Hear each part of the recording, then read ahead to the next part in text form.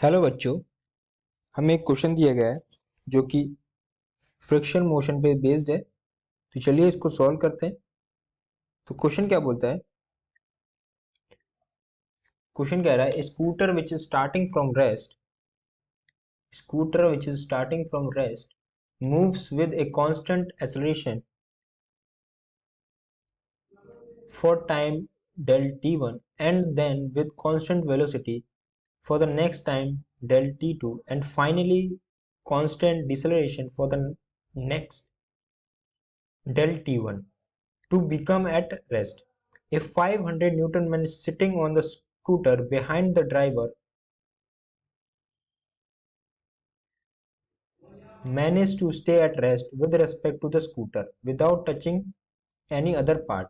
The force exerted by the seat on the man. Okay. तो सबसे पहले क्या करते हैं, इसका डायग्राम बनाते हैं। तो सबसे पहले अगर हम इसका एफ बी डी बनाए, मतलब फ्री बॉडी डायग्राम बनाए, तो वो क्या होगा? अगर एक मैन है, ठीक है, लाइक दिस, ठीक है, ये डाउनवर्ड डायरेक्शन में क्या कर रहा होगा? एम जी फोर्स अप्लाई कर रहा होगा, ठीक है।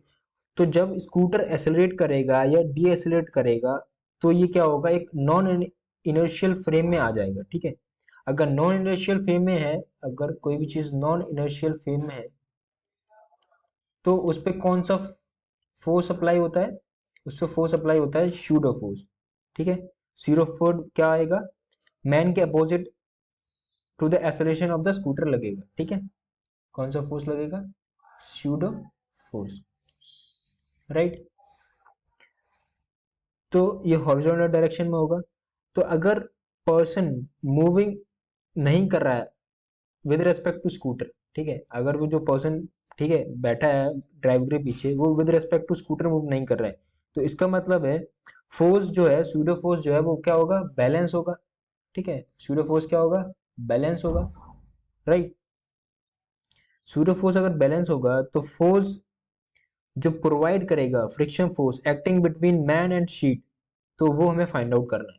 तो जो फोर्स, जो सूडो फोर्स अप्लाई होगा, सूडो फोर्स, वो किसके इक्वल हो जाएगा? Force which is existed by friction, ठीक है, ये हम बोल सकते हैं।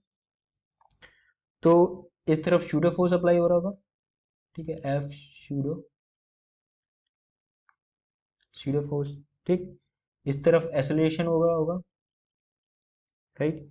इस तरफ फ्रिक्शन भी लग रहा होगा, ओके। तो हम क्या कंक्लूड कर सकते हैं? हम कर सकते हैं कि सूडो फोर्स है वो फ्रिक्शन फोर्स के इक्वल होगा, क्योंकि जो सूडो फोर्स है वो लेफ्ट हैंड साइड लग रहा है और जो फ्रिक्शन फोर्स है वो क्या लग रहा है? राइट हैंड साइड लग रहा है, ठीक है। जैसे कि सूडो फोर्स इस तरफ लग रहा है और फ्रिक्शन फोर्स किस तरफ लग रहा है? इस तरफ। तो ये हम बोल सकते हैं।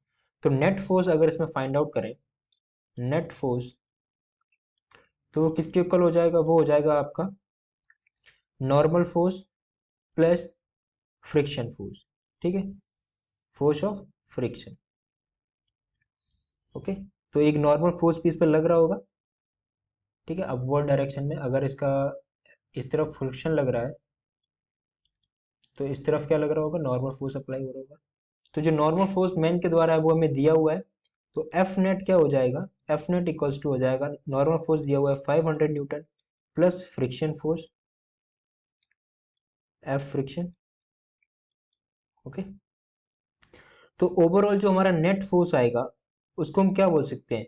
कोई ना कोई फ्रिक्शनल फोर्स तो लग रहा होगा, तो ओवरऑल हम बोल सकते हैं कि जो नेट फोर्स आएगा वो 500 से ज्यादा होगा, राइट। तो जब नेट फोर्स 500 से ज्यादा होगा तो हम क्या बोल सकते हैं? जो ऑप्शन डी जो हमारा है वो क्या होगा? करेक्ट आंसर होगा, क्योंकि जो नेट फोर्स है वो ग्रेटर देन 500 न्यूटन है for the time del T one and del T three, okay.